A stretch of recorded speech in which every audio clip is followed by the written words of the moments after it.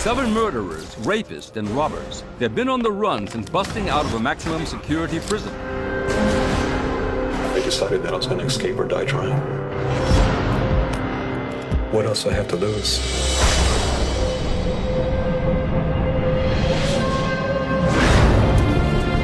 They killed a police officer in a very brutal fashion. It was all or nothing at that point forward. Just get that boy! If they cornered us in Texas, they would kill us. Come on! You can run, but you can't hide. Stop from here! There's no turning back.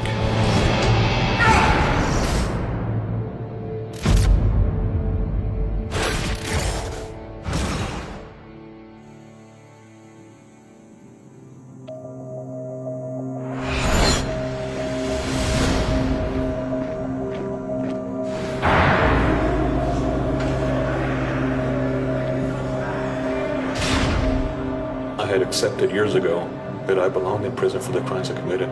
I believed that I had received too much time, which was 18 life sentences for the multiple robberies I committed back then.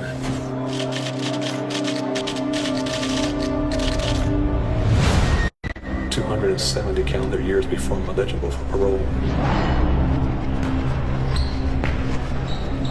I looked at myself in the mirror and realized I'm either going to die alone in prison or be killed.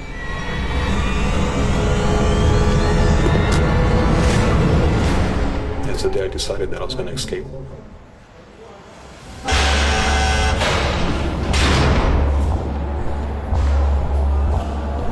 When I made up my mind, I just opened my eyes to my environment in a way that I was ignoring for years because I didn't want to think that way.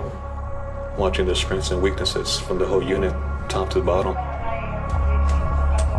They're looking for the opportunity to get out of there, and it's our responsibility to keep them in. There are 3 perimeter pickets that have the armed officers. The razor wire would be about 12 foot. In addition to that, you would have 1 roving patrol vehicle that would also be armed.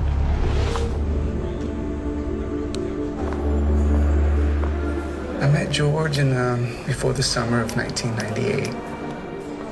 For some reason, when I looked at him, I just realized that this guy here would be, he'd be a big part of my life someday.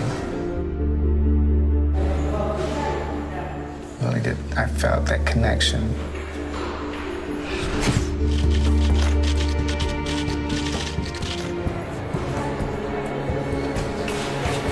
Garcia, right? Yeah, you're Rivas, right? I seen you in the maintenance. How you doing, brother? I don't think I was actually thinking about escape at that time, but he was smooth, he was collective. He could sell you a pink pig.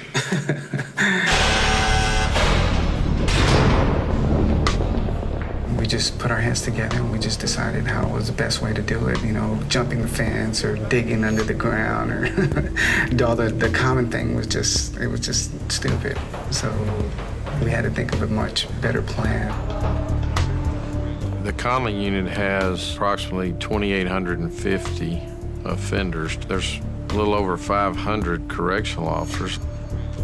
You would only have 1/5 of that staff there at any one given time. They're greatly outnumbered. We believe prison officers were trained not to resist if inmates take over by force. Just obey them. Don't put up a fight. What if we take over the whole of the maintenance shop? I wanted my freedom. I wanted my life. I wanted to live. That's it, man. After much discussion, our plan was using force to take over the maintenance shop.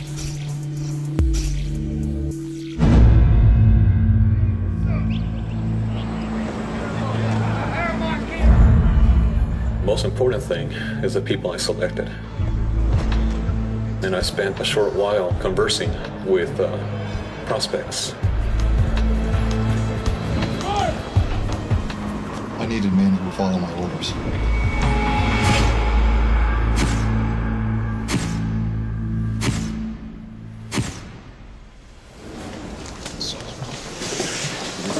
All right, let's go over the plan one last time, yeah? All right. Maintenance shop. guardhouse, guard tower. Now we all take over the maintenance shop. After that, we divide up into 2 groups. The first group is myself, Harper, Murphy, and Newberry. We're gonna secure the guardhouse and the tower. After that, Team 2, Rodriguez, Alperin, Garcia. I want you to drive the truck out to the guardhouse, pick us up. We're gonna grab as many weapons as we can and bring it down. So that was our plan. Objective 1, seize the maintenance shop. Objective 2, take over the guardhouse and tower. Once we had control of the tower, we could open the back gate and drive to freedom.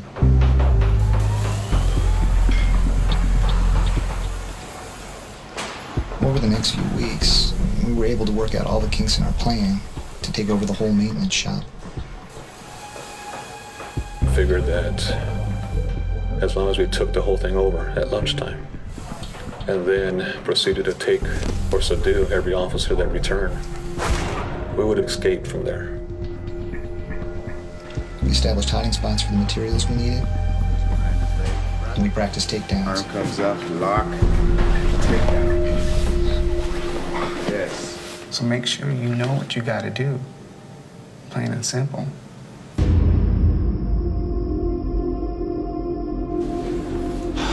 Jesus, thank you for this food we're about to have.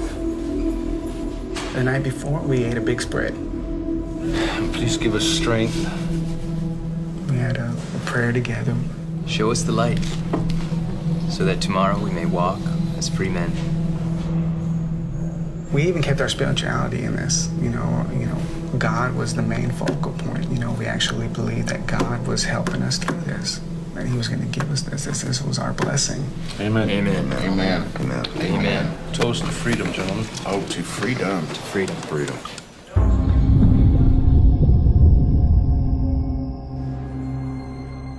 I stretched, then I got ready for bed and laid down early and tried to get all the sleep I could that night.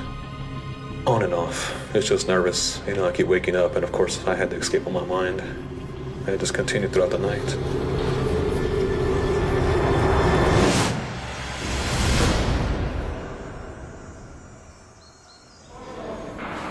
The next morning, I felt at peace. I got enough sleep. I was restful. This is gonna happen. We have to do it. 5:36 in the morning, got up. I was still scared and nervous because today we're gonna leave. When they called breakfast time, I got up to get ready, but I didn't go to breakfast because I felt I couldn't eat at the time.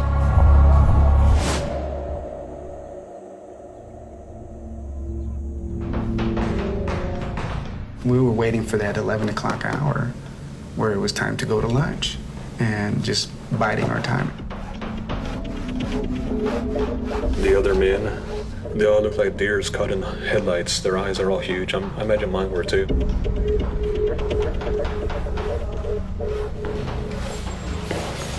Lunchtime, guys. Move it.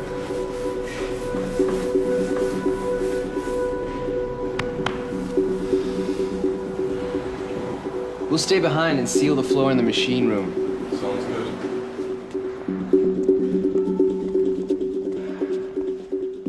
One way or the other is going to be over that day. It's hard to explain, really, but I was going to escape or die trying.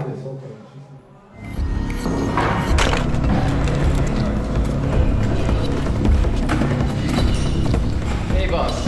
You guys done yet? Pretty much.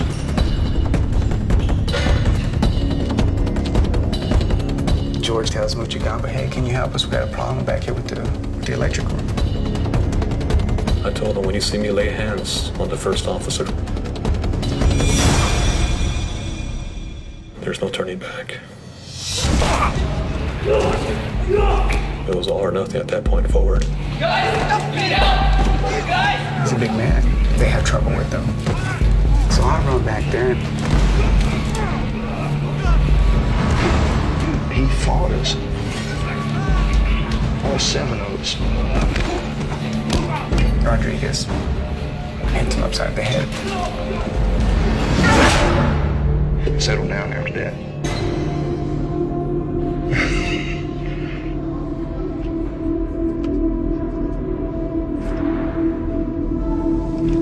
So, we tied him up and took him back to the electrical room. At this point now, it's just waiting for the other officers to come back. Hey guys, we got a problem with this motor. We need some help to move it. 2, 3, a couple of times, 4 at a time.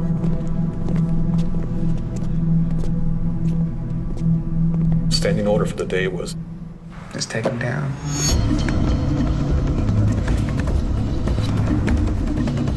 And they just kept coming back.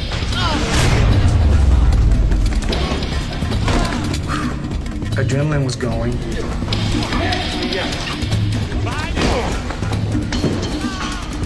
At one time, I think we had 4 of these matches going on. And that's a lot of guys to take down at one time. Different employees reacted different ways. And there was a couple of instances that could have easily lost control in the situation.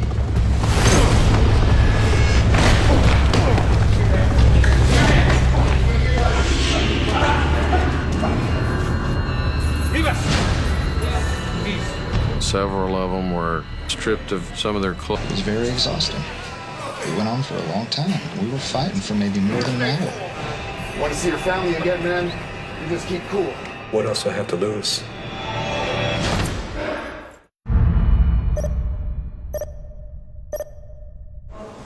Harper, you have the keys? Once they took control, they were able to get to the key to get to the sensitive tools.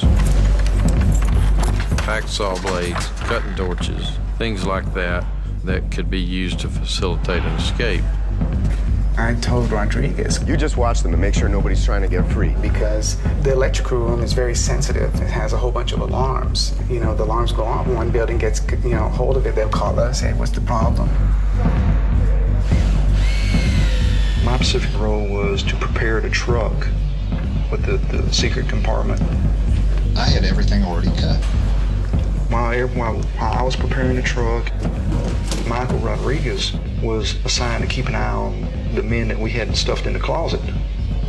And he could hear noises.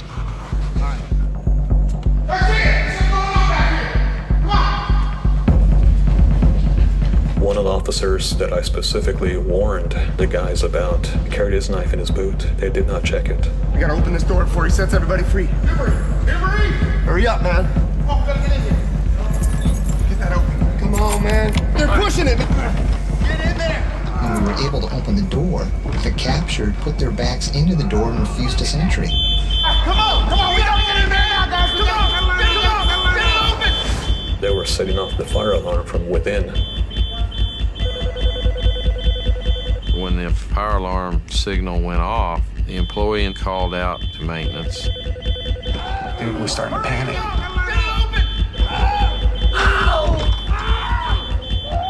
Get off the door! Newberry puts his foot in between the door jamb, gets it caught. We thought he broke his leg. This could be the point where everything fails. What's going on? They're not gonna get out. Go man the phones!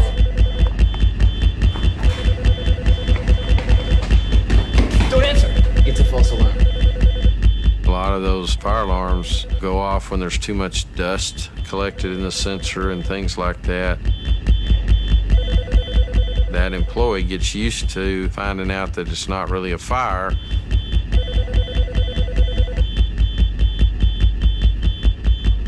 And silencing the alarm. So they believed it. But I knew we had to leave. We could only do that for so long. We just took down the whole maintenance shop building. Objective number 1 was complete. Objective number 2, take over the back gatehouse and tower. I called the back gate and the back tower, identified myself as the maintenance supervisor, and told them I'm gonna send a maintenance crew with a couple of inmates up to install the cameras. Okay. All right, bye-bye. All right, let's go. Let's do it. Let's do it.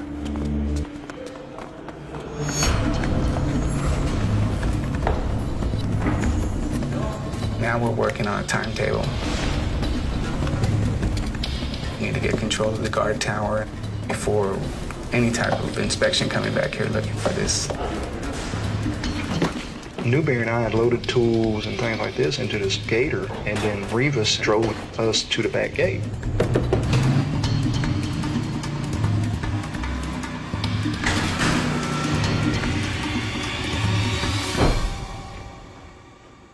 Newberry and I were unloading the tools and material like we were really fixing to do some work here. Afternoon. How you doing? I'm all right. More cameras, eh? Yeah, more cameras. I'm gonna put it up in the guard tower. Rivas even had a box of donuts. You want a donut?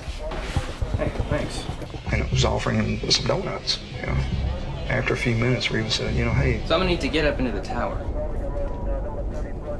No problem. Yeah? That's great. Head up. Have yourself a good one. Yeah, you too. I yelled up there, like the officers do, and yelled, Gate! This was a critical point of possible failure. If we had somehow forgotten a step in the process, then the tower guard would not have allowed Rivas to go into the tower. This was it. Gate!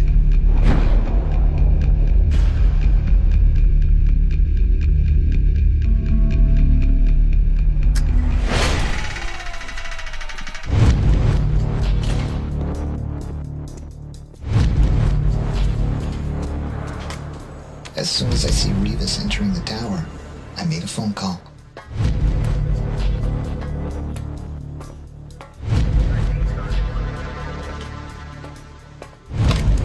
Gibbs here. May I speak to the maintenance worker, please? He's on his way up the ladder now.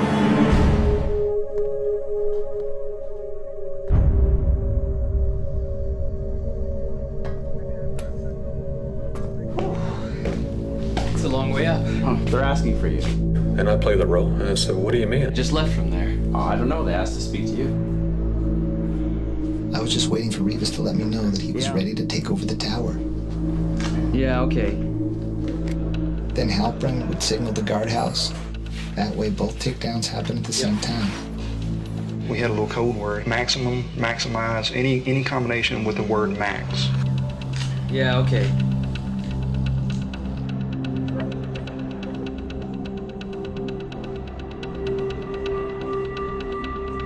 Okay, Max. Maximize. Maximum.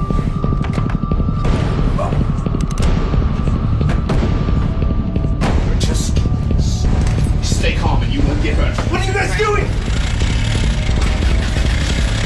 Either you show me how to open the picket door and vehicle gate, or I will kill you. He complied. Get down! I open the gate for them. He pulls in. Murphy comes out, he's in an officer's gear. It's just a ploy.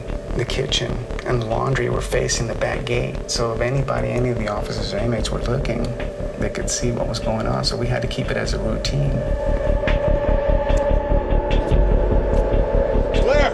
He hollers at me. It's clear. I'll open the outer gate.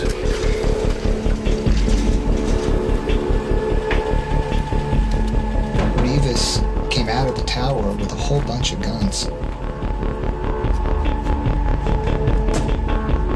He closed the trap door and we drove off.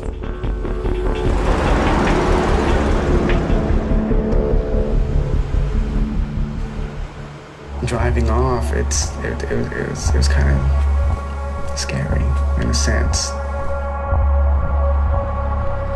I'm in this dark, narrow, small compartment with a loaded shotgun. I'm wondering, are we going to get stopped? Am I going to come out of this alive or not? You know? Our Father, who art in heaven, hallowed be thy name. I I started the Lord's Prayer. I had nothing else to do. I was like, the only thing that came to my mind was the Lord's Prayer. Thy kingdom come, thy will be done on earth as it is in heaven. Give us this day. After I started for the second time, Rivas and Harper were in sync with me. I drove past the front tower without looking back. No gunshots were fired, so all was good. Amen.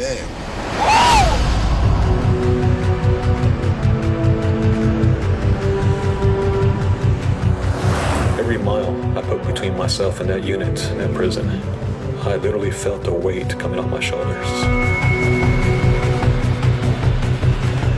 I sat up higher in the seat, and without getting melodramatic, the air actually tasted differently.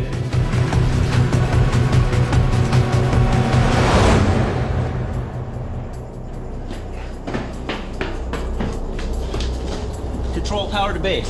Control tower to base. We had a breakout. I don't know how many guys. They're gone.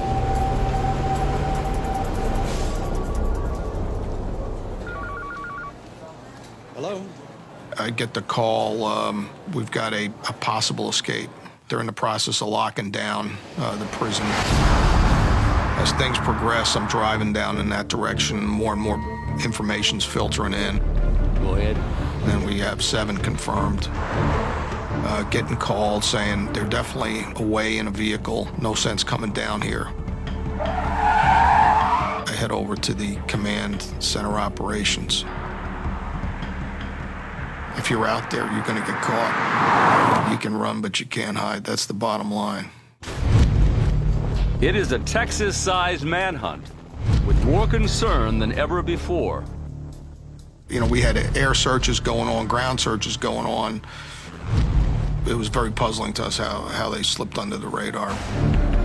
George Rivas, I need a complete profile of this guy. There's one special operations investigator assigned to each escapee. Patrick Murphy. James? It's his job to know absolutely everything there is to know about that individual. You know, just the small things that may make a difference later on, that had proven to make a difference later on.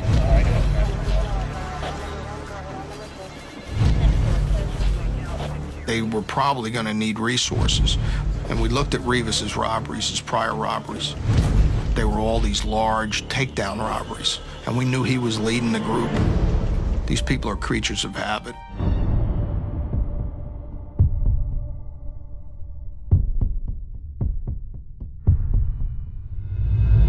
I already had robbed an Oshman's, so I knew the layout, except that this store was much, much bigger. About 5 to 6 times bigger than the store I had done back in '93. My plan was to get all the weapons and all the money they had, because I knew every dollar we had was another day of freedom. The entrance to the Oshman's is here. Now I'm gonna go in there first with Larry. We're gonna be dressed as security guards. We're gonna approach the manager with the cuttings that Garcia is cutting up now. We looked through the newspaper and they had this perfect assembly of kids in there. If you cut them out and you put them on a piece of paper, it looked like a wanted ad of these kids. It's simple. Everyone just do their job and nobody gets hurt. Well, let's do it.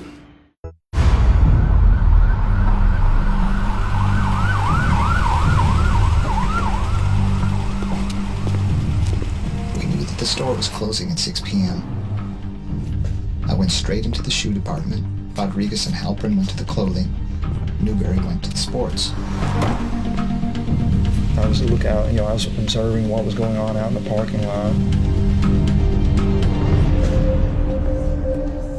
At 5:45, Rivas and Harper walk in. Hey there. Hi. What can I help you with? I'd just like to run these names by you. See if any of these kids come into your store. Rivas had the manager call up all employees to the front to listen about these grab-and-run suspects. All staff to the front desk, please. I was listening to Rivas and them on one radio, and I was listening to the police on the other radio. All right, you guys should take a good look at these faces. Make sure you remember them. I was ready to go.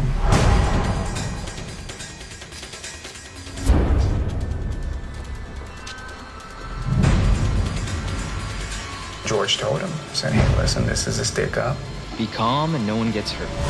We're just gonna take the money, we're gonna take some goods. We're gonna be on our way. No problems, right? All right. Me and Newberry took him back to the break room to tie him up. The rest of the guys were outside taking the merchandise. Quicker. Rivas was with the manager collecting the rest of the money. Come on. Tick tock, tick tock, tick tock, tick tock. Go over there, face down. Contents of safe, $70,000. Rivas took the manager's car keys, and as he was going out to the front, that's when one of the customers' girlfriend had saw George. She kind of got a little freaked because he was dressed up like one of these security guys, you know, and he had the pistol. She had never seen this before. So when George came up to her window, it's like, hey, you know. Wanna make sure everything's all right. She just burned off. And at the same time, she was calling the cops and letting them know, hey, I just saw a man with a gun and, you know, suspicious activity going on. Harvey, I for God's sake.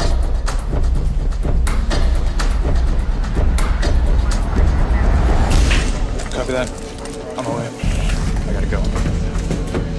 See ya. See you.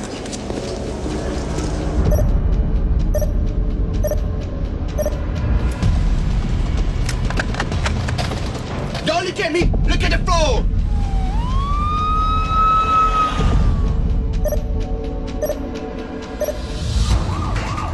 I contact George. I was like, hey, what's going on?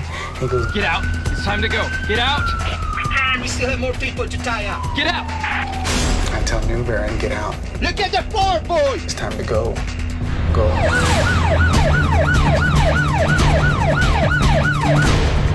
I come out the door. That's when I hear pop, pop, pop, pop, pop. Stop from here!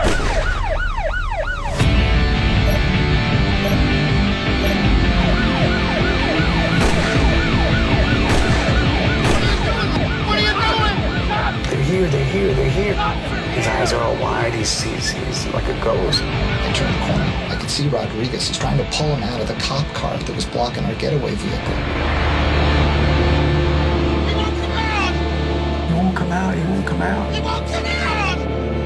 Like, he's got his seatbelt on. Take it off. Take off his seatbelt. He pulls him out of the car, and that's when I get in.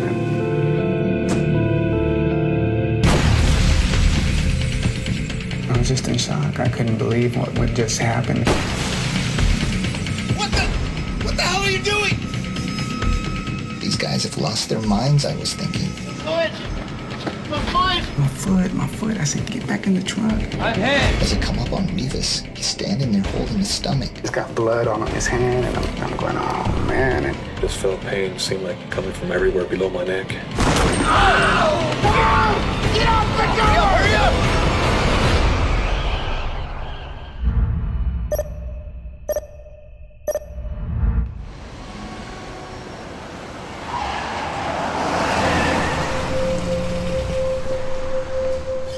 as much planning as we put through, I just can't believe that, you know, it just got out of hand like that. We just left the officer who was, I just knew was dead. I knew he was dead. There was just too many gunshots.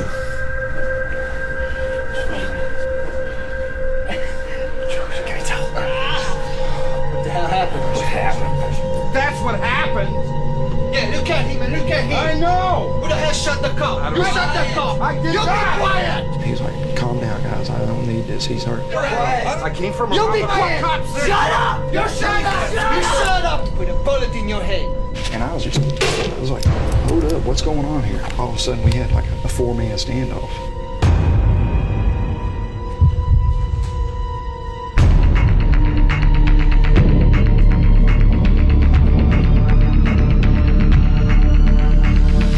We did not come this far to blow our heads off now. No, we don't need to do this here now, not now. I told everybody to pack everything up. We're leaving. Bullets and broken glass still litter the ground behind the Oshman Sporting Goods store in Irving, where memorials honor Officer Aubrey Hawkins. I knew that it was them.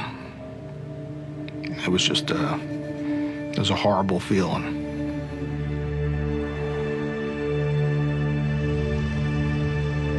It was my job to catch these guys, and my worst nightmares realized that a fellow officer was killed, you know, because of my inability to catch him. I felt it very personally. I still to this day do.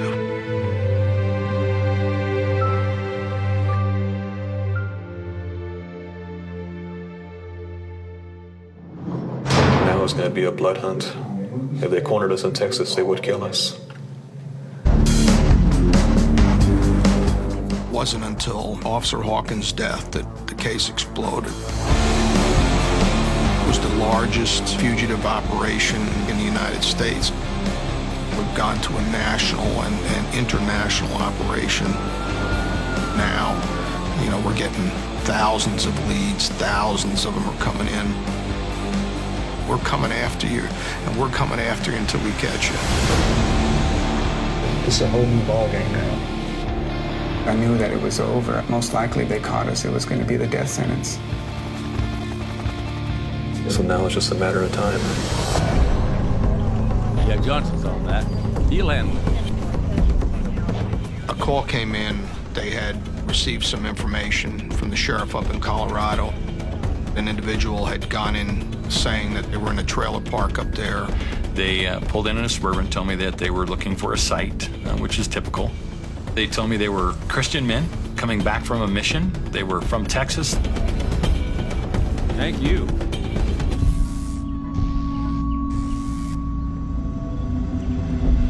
I couldn't believe they were here. I couldn't believe they were all together. And I wanted to make sure that we actually did have the Texas 7.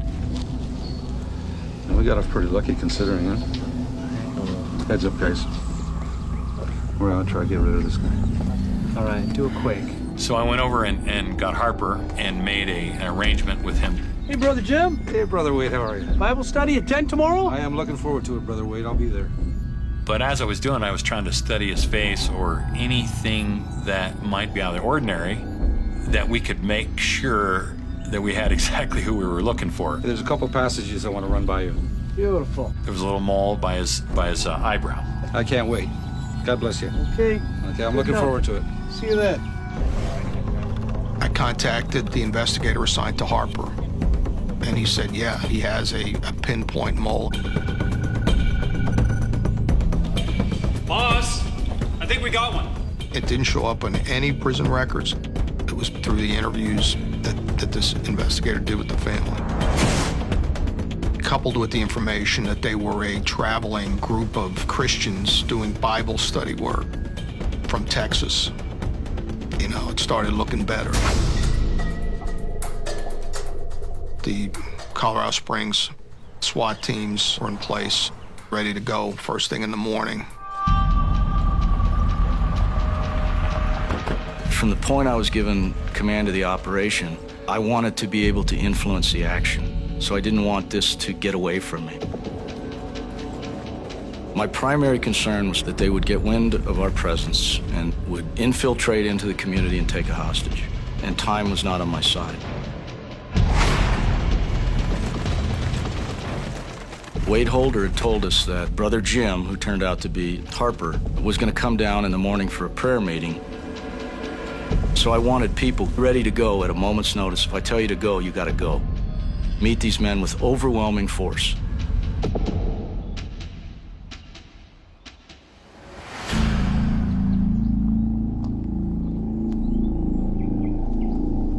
The day started off just as any other in the RV. Patrick Murphy and Donald Newbury were off in Colorado Springs for a few days trying to obtain IDs for us.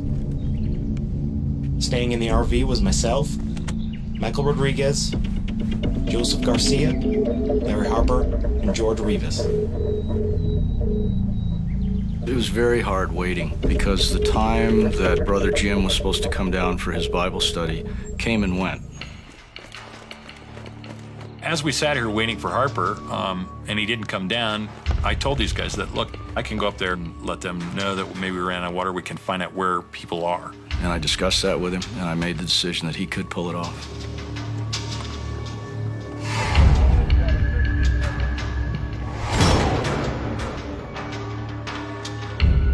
Rivas came out. I didn't have to knock on their door. I told them that we were running out of water. Hey, Brother Jim up yet? He was going to come to Bible study. And I asked him, you know, where Harper was, and he said he had got up a little bit late.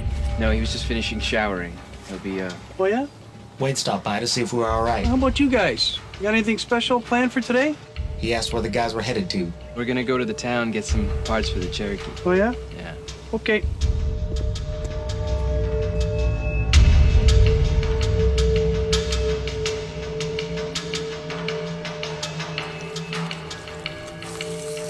After Rivas left, it was just me and Harper in the RV.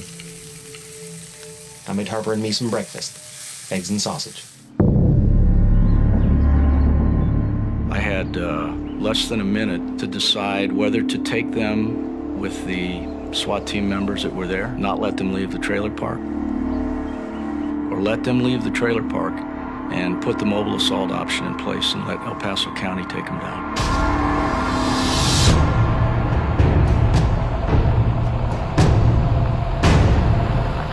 There were residents in the surrounding trailers, and I didn't know how far the rounds would go once the shootout started.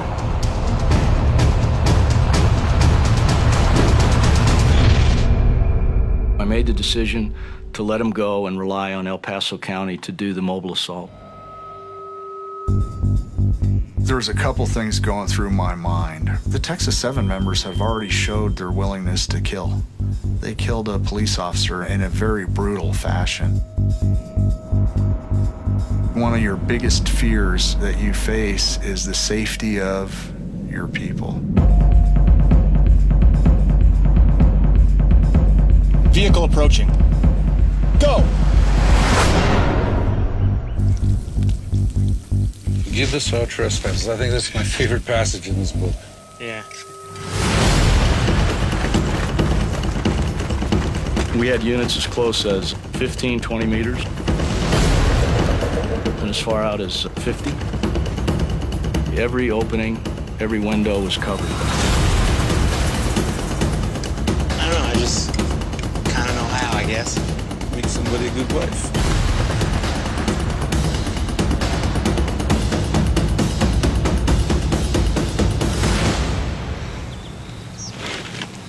We're in position. The negotiator begins trying to bullhorn the RV. Come out! No one's been hurt yet. Best thing to do is just surrender. Christ, man! What the hell happened? They got us. Come out! He asks them to come out. There's no response. Harper started scrambling, grabbing guns, loading them. I didn't know what to do. Only say fair, Larry. I don't know, Randy. Maybe it is fair.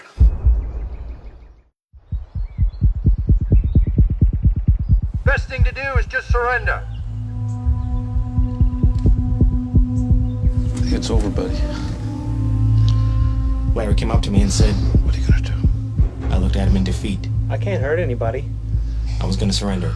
I can't hurt anybody either. Not anymore.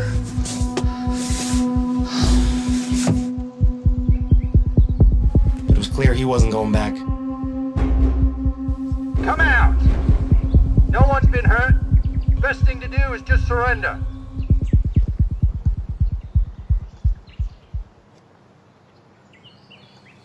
After a period of about 10 minutes, the door opens and Halperin says he's coming out.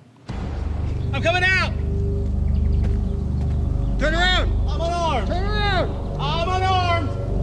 Back to the sound of my voice! Just keep repeating that, back to the sound of my voice, back to the sound of my voice. And then he's put on his knees, he's cuffed, and he's taken away. Harper's inside with a lot of weapons, not coming out, no intention of surrendering.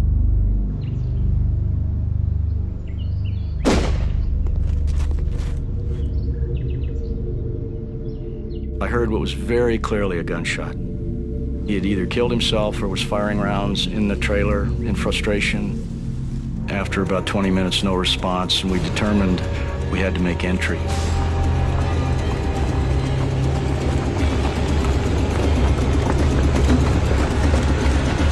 Once the door popped, I threw a stun grenade inside.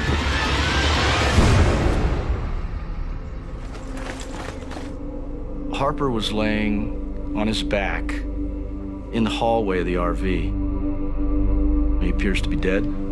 Cuff him anyway. I told one of the team members to handcuff him. And in the bathroom was a Bible. The Bible was open to a passage, and there was a note written to Harper's parents. The note essentially apologized for the murder of Aubrey Hawkins.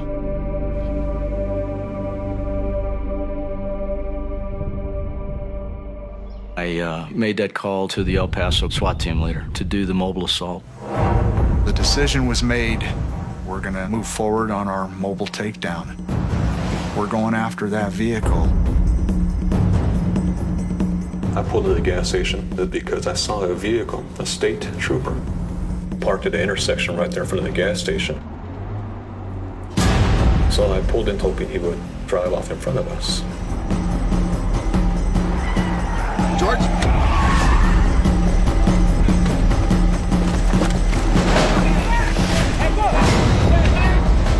Our SWAT team had deployed out of the van and taken up positions around this vehicle. Hands up! Don't move! Hands up! Hands up! Hands up! I can see him! Get out of the area! Get back! I can assure you that deadly force would have been imminent. Out of the car. We have a weapon! We have a weapon! Down on the ground. They pulled the right rear passenger out of the car. And I hear all the shotguns and the submachine guns being cocked. The passenger was moving his fingers like this. And I remember thinking to myself, what is this guy doing? I thought, well, maybe it's just better to die. I could see this, death row. I can see it. I know it was coming. Why go through that, I mean, my whole deal of escaping was to be free. It was like just time had froze and we were in this standoff.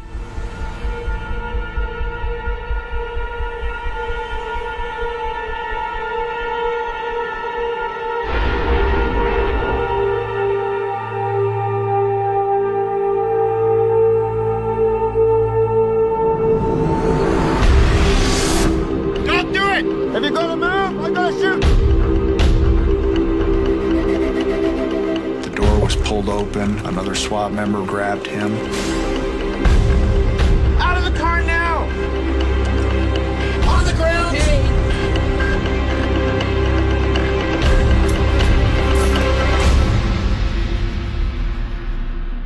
Heartbroken. I know that I'm going to be dragged back to Texas. I knew I would be convicted and sentenced to death.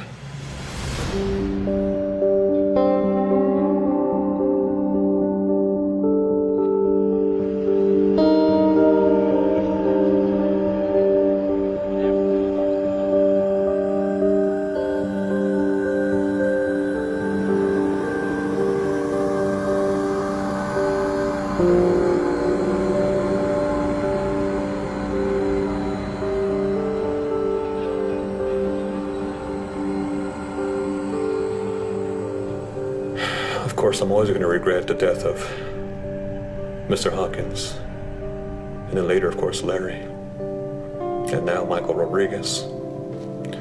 And 3 other of my friends now are facing death as well, of course. So, of course, I feel responsible for all of them. But the escape itself, on a personal level, I cannot regret.